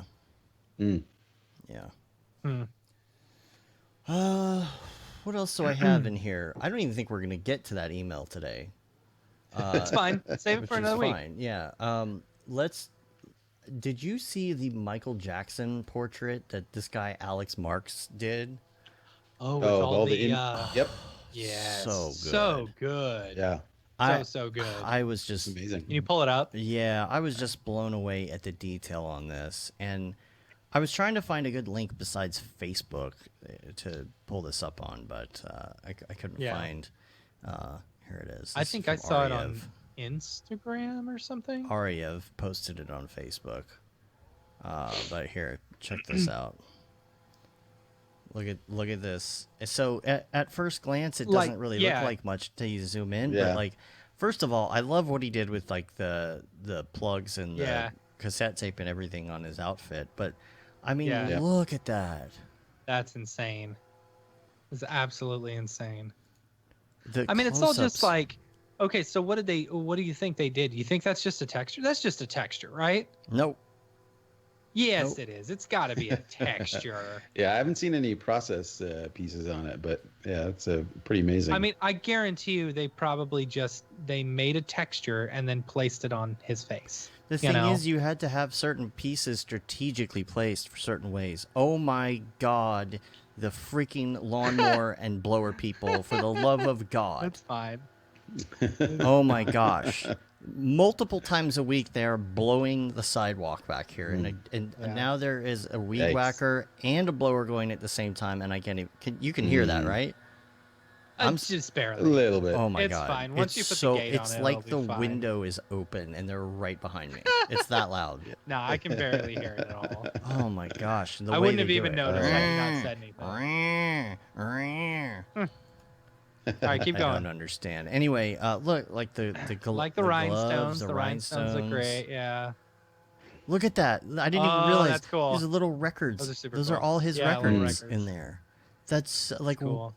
Just it's not even amazing. like the detail. It's like, how do you even come up with that idea? You know? I mean, look at that. Earth Song. Man. Just all the fine detail. I mean, look at the fingerprints on that. Yeah. You know? I mean, I wonder how long this took. Just fantabulous. Oh, look, even the VU meter is Michael Jackson. Oh, that's funny. I didn't even realize that. The needle. Oh yeah, on the so VU look meter. at the switch. Oh, look at right that next to it. It's a moonwalk moonwalk switch. thing. Yeah. There's so much detail that you wouldn't even notice. Like, Yeah. Nice. so good. And the Speaker, parts of the that's super jacket, cool. you can see the speaker underneath, underline underneath the heel knob. That's Heel. funny. No, Dude, heal the world. I'm pretty sure he placed these strategically. They're not. Maybe some of them, but not all of them. I don't know. Like, they're just textures. That's all they are. I'm pretty sure there was something about somewhere I saw how that was actual geometry. There were instances. There's no way. There's no way. Yeah, look, dude. Look, you No. can see all the pieces sticking out. Yeah, but still, you could easily create Yeah, that with texture in displacement. Substance, you know? But Or there's geometry. So it's just a bump map, dude. No, that is not a bump map. Show me the lines. I want to see the lines. I want to see the edges. I mean, look, here's the edges. They're all sticking out. For you and me. Yeah, but that's just a bump map. There's no way that's a bump map. You can't have a Yeah, bump totally. map that's a guitar. Okay, sorry, displacement. Yeah, but you can't do that either. Oh my gosh, yes you It can. would be more work than just putting it together. Look at the microphones. How are you going to do that? Like, none of those things touch. I'm telling you. Someone just created a loopable texture. It's not even looped, though. Like, it's different everywhere. Yeah, well, then you just take it into, to whatchamacallit? Substance. I think he wrote something about it. It's beautiful, though. It's a beautiful piece. Yeah, very good. I don't remember. Yeah. Here I we hate go. the subject. Each one of those instruments on the face and microphones in the hair are 200 to 300,000 polygons. Billions of polygons in the scene, although I did render the body and head separate because of GPU memory limitations. Well, that was just a stupid way of going about it. Oh, man. Nice. Man, so good. Anyway. Pretty. All right, let's do a little something called Mograph Recommends. Yay! All right. We need a thing, like a jingle. A jingle. Yeah. Oh well. All right. Let's talk about your favorite movie. That's funny. Okay. Grant just sent me this this Houdini thing, and it was on Slack. He said Houdini 17 quick tip using the UV layout SOP for geometry packing. Oh, so, interesting. Yeah. So that's probably what they did. Interesting. That geometry packing sounds interesting to me. I want to check that out. So let's talk about your favorite movie. Okay, movie. Well, I love movies, so I probably have a bunch of favorite ones. Top ones are definitely the Lord of the Rings. I'm a huge Tolkien nerd, and Lord of the Rings probably my favorite, but not the Hobbit movies. Why not? I've never seen them. Oh, really? They just got, well, I guess first of all, I had been waiting for them to make a movie of Lord of the Rings for 20 years or so. And when they had to fight for years to get that movie done. So you could tell for especially Fellowship of the Ring, they had a lot to prove. Mm-hmm. And it shows, because I mean those three movies are fantastic. Yeah. When it came time to do The Hobbit, it just seems like they had way too much money and way too much time on their hands to do it, and they just were putting in all this silly stuff that just didn't need to be there. Plus, we already had the Hobbit cartoon. I mean, the cartoon movie. Exactly. The greatest adventure is what lies ahead. Indeed. So not Hobbit movies, but definitely Lord of the Rings movies. Also big fan of the director Nicholas Winding Refn. He did Drive. I think Drive was probably in my top spots as well. Drive. I think Drive would probably be my favorite movie if I had to pick one right now. So, even though there's not a ton of driving in it, so. Now, what about, this should be interesting, what about your favorite music? I mean, listen to a ton of music as well. Lately, I've been on this sort of synth kick. And when I say lately, I'd say the last 5 years or so. So even before sort of Stranger Things kind of brought the whole sort of retro synth thing into the forefront, there's artists like Makeup and Vanity Set. He does some fantastic stuff. You got that Mood, right? Yes. Yeah. And another artist, Pilot Priest, he does some really good stuff. And then I'm a big fan of sort of ambient instrumental stuff. So the bands like Hammock, and then big fan of Tycho as well. And then sort of back in my earlier days, was more into the heavier stuff, like Tool and. What'd you think of their new album? I really liked it. I listened to it a lot last year.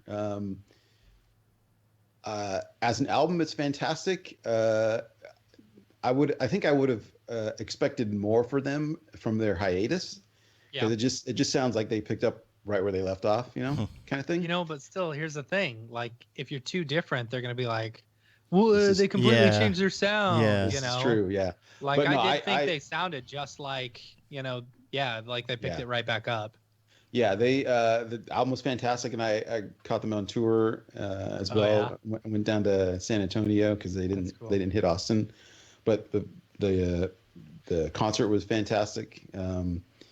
And then my all-time favorite band though is Rush. So hands down, that's I've seen them in concert. They're great. Yes, I've seen them many times. In fact, the band that I had in college, and actually we ended up being together for like 15 years. We were basically an all-instrumental version of Rush. That's what we're doing. And if you Google, or if you punch into the YouTube Maximum Indifference, you'll see a clip from our second CD release show, which was 2000, I think, was when we released our second CD. Nice. Rush is probably my all-time favorite music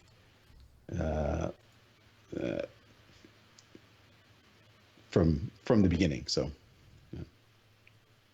And then, do you listen to different things when you're working now? Yeah. I listen to a lot of podcasts these days. And you have a favorite? Aside from the Mograph podcast, a lot of a big one is the Collective podcast with Ashore. That's a big one. And the Joe Rogan Experience. He's got a lot of good different guests on that I like. Oh yeah, there we are. Nice. Back many years and many pounds ago. Yeah. Which one is you? I'm the one playing the bass, the Rickenbacker. Right? Okay. Yeah. Okay. Yeah. So and then also the Jocko podcast. Have you guys heard him? No, I don't think so. He's an ex-Navy SEAL, and he wrote the book Extreme Ownership. It's like a leadership and business book. He's got a really good podcast about it's mainly military stuff, but also a lot of leadership and sort of strategic kind of thinking. So that's cool. A good one. That's a good one as well. And then on the lighter side, we're big fans of Penn and Teller, so listen to Penn's Sunday School, and then Piff the Magic Dragon. Have you seen him? Haven't. No. He's another Vegas magician act. Yeah, Piff the Magic Dragon. All right.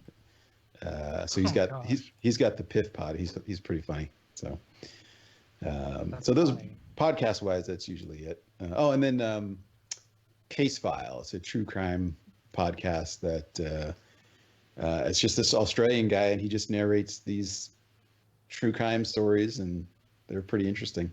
That's cool. True crime is very popular. Yeah. What about TV shows? I think TV shows, my favorite recent one was a show that was on Stars for a couple seasons called Counterpart. It starred J.K. Simmons. Love J.K. Simmons. And that was really, really cool. I was sad to learn it was canceled last year, though. So we only got, I think, 2 or 3 seasons. But it kind of left us hanging because it was like this weird, it kind of had this like Cold War feel to it. It was set in Berlin.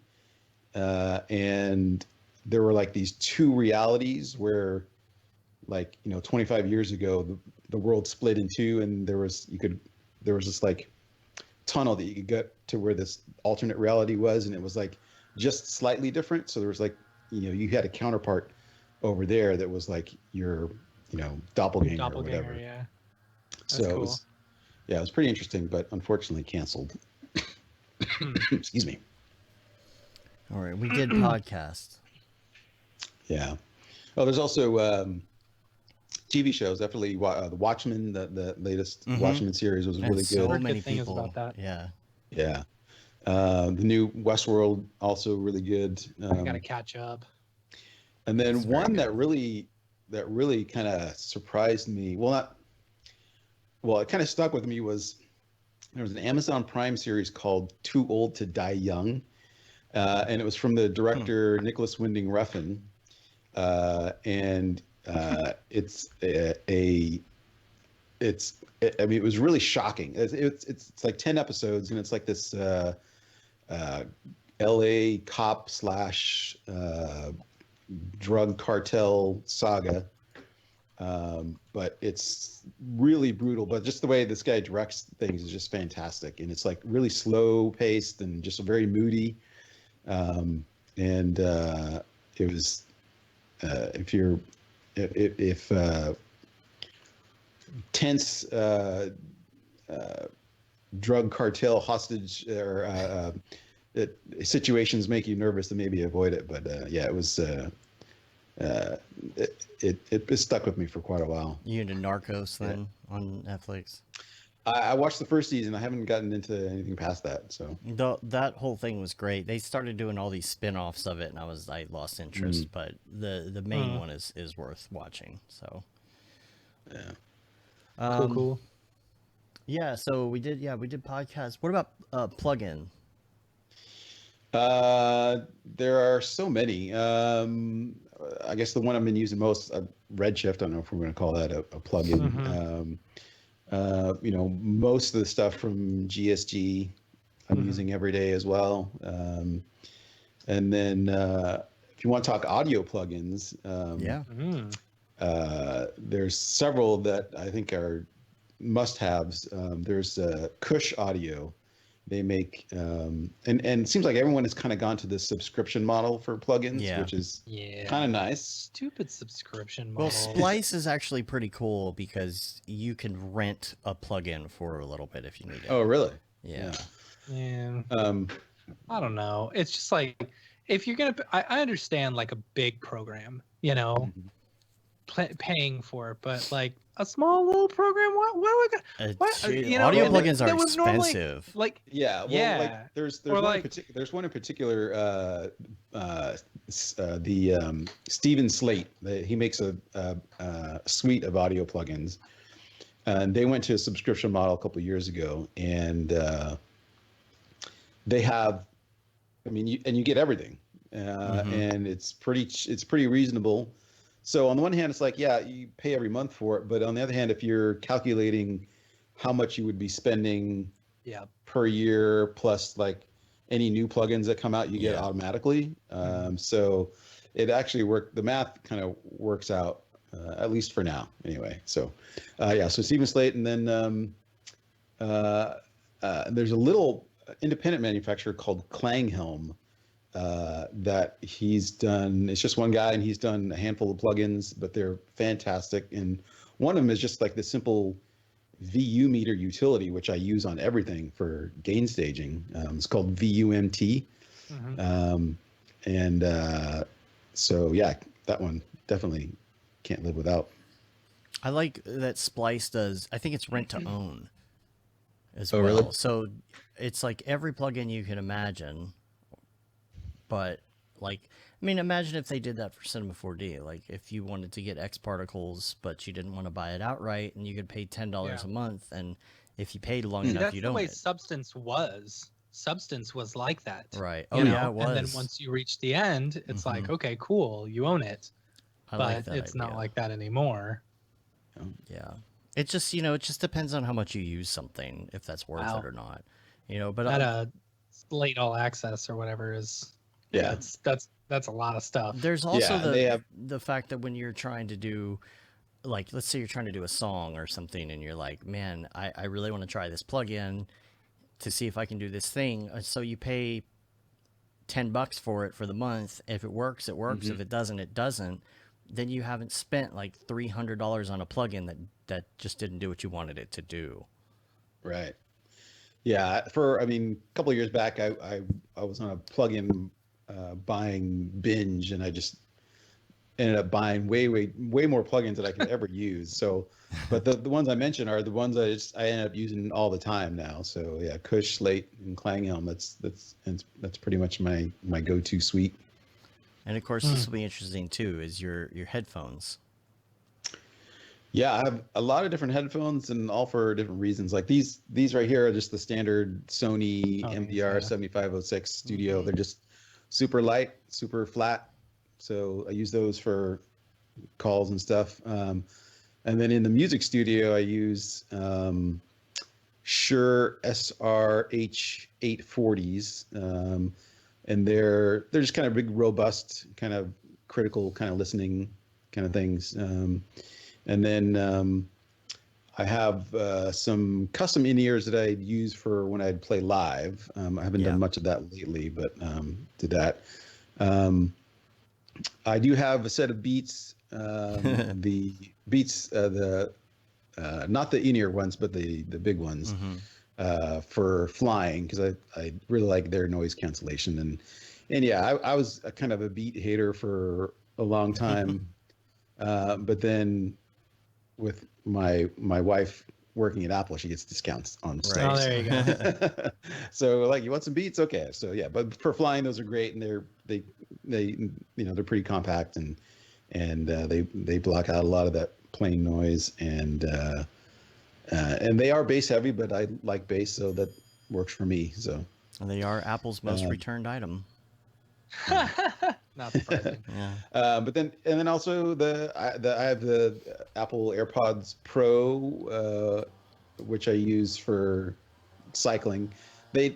I do tend to find myself monkeying with them to get them to stay in a bit. So I need to find something else for more active things. And then I also have just the regular AirPods that I use to listen to while I go to sleep, because I'm constantly like, I put them in and I go to sleep, and then it's hit or miss whether I can find them in the morning or not. So That's funny. So you have to listen to music to go to bed? I generally listen to a book on tape or something, just to kind of put me to sleep. So yeah, that's cool. I apologize for the noise outside.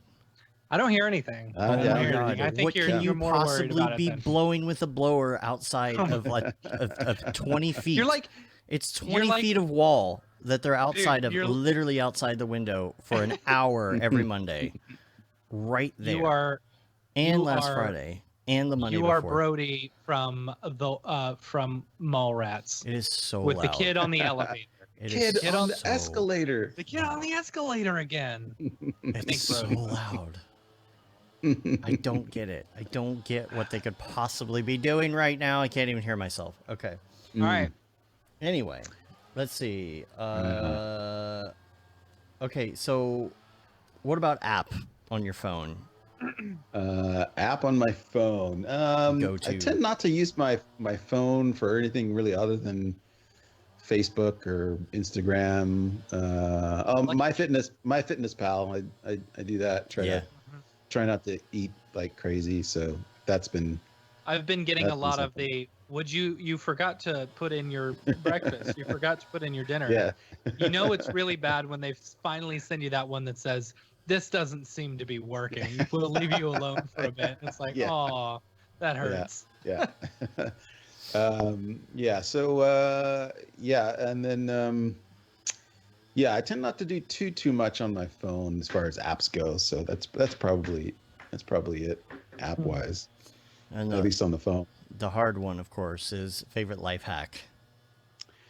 Well, it's not so much a life hack as it is just something that tends to work out really well for me. But big into cable management, or mostly into cable management. So the best things I found for that are reusable zip ties, the ones that you can that you can zip and unzip as many times as you want. That's nice. And the 3M command strips, because you can stick anything to anything and then remove it and use it later. And like I just got this new little audio interface for my PC, this little Motu M2, and I just command stripped it right under the desk and zip tied all the cables in place, and boom, all done. So That's awesome. The one thing that I don't like about cable management that I'm not good at is that, like, whenever I set up the cables, it looks nice, but then by the end, you know, you wait a couple months or so, it's like, oh, well, I had to take that one cable out, and that messed a bunch of stuff out, and then one thing's hanging down, and then literally that is my life right now. When I got my office all to myself, you know, once Nick started working from home, I redid my whole office, reran all my cables, and now if you look at it right now, there's just cables hanging down everywhere. Because, you know, hook up the Oculus Rift and stuff like that. I never have that hooked up. Well, that's where where the removable zip ties come in, because you can change things. Or the Velcro ones, and you do it in such a way to where you have different stages. You know, to like, okay, this part you could break out, this part you could break out, and nothing's ever like too permanent, or else you're just gonna ignore it and not ever fix it. Yeah. Yep. I can kind of hear myself again. That's good. All right. I think we've reached the end. We're gonna save all the Ricardo stuff for later, because there's just so much. And I mean, we're already at 2 hours here, so Gustaf, great show. Yeah, thanks. Good. Thanks for having me. And great work too, man. Thank you. That's awesome. Yeah, and thanks for having me, and also just thanks for everything you guys do for the community. I know you guys work real hard with. We just get on a camera and goof You certainly off. do. Get on camera, but even, you know, stuff with like the broadcast last week. Thanks for all your hard work. Yeah, appreciate it. We were hoping to see you at DFWC 4D. You know. Oh, Bummed that I don't even know when the next one's gonna be. Who knows? Sucks. It's gonna have to be big. Yeah, we'll do it up. We will do it up. Yeah. And we got to make sure we can get all the same people out there. You know, we really want to do that up. So that'll be cool. We can hang out in Dallas, and everybody can catch up with each other. And you know. So you got botched.com. Yep. Botched.com. And what about your socials? All the socials. Everything is linked on my website. I need to get better at my Instagram. I go through spurts where I'm posting stuff, but then I don't. So maybe it's one of those old dog situations where I'm not quite getting it just right. But I think just Botched Creative on Instagram, and then Botched on Twitter. And that's it. Cool. All right. Hell, we appreciate you being on. We're gonna wrap up here. You can rate us on iTunes, leave a review on iTunes or whatever. It helps get our ratings up on your podcatcher of choice, I should say. Also subscribe to our newsletter. I still haven't sent it out, but it is on my list now that things are a little calmed down after NAB to get that out there. We got some articles. We got a couple different articles that are going to be coming out this week and next week. So stay tuned for that. There's a news page on the site that has stuff like that on it. So check that out. You can say you've been there, done that, got the t-shirt with the Mograph logo tee, the Paul Babb Feel the Bad 2020 shirt, all the profits from that go to Doctors Without Borders. Then you got the Render Things t-shirt, hoodie, and long sleeve tee. And of course, oh yeah, look at that. Yeah. Render Things. And then I need to get a new Paul Babb shirt because mine is so old now, like the arm ripped, and we need to change it to the nicer material. The nicer material, like and the premium. Change material, the date. Yeah. So and then that render is fire. Bab Rabinowitz. There you go. What, 2024? Yeah. And then the that render is fire shirt, which you can only wear ironically. We're on Facebook, Twitter, Instagram, Periscope, not really anymore. YouTube, Mograph.com, and I guess that's it. Unless you want to hit us up on TikTok or some junk, I don't know. Yeah. But other than I was that, making fun of people the other day. I was like, "Do you even TikTok, bro?" And he's like, he showed me a screenshot of his TikTok page. It's like 800,000 followers. Yeah. He's like, "Yeah, I know what I'm doing." Like, oh, okay. yeah, when you All said right. that, I was like, dude, you know he TikToks hardcore, right? His TikTok game is strong. Yeah. Nice. Yeah. All right, we're gonna get out of here. Alrighty. Thanks everybody for watching, and until next Yeah. time, I'm Dave. Not Matt. I'm Gustaf. Have a good one. Later, yo.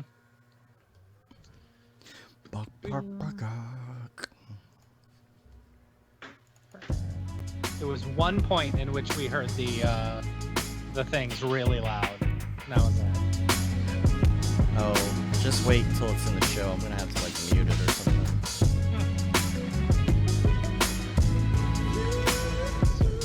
30. 30.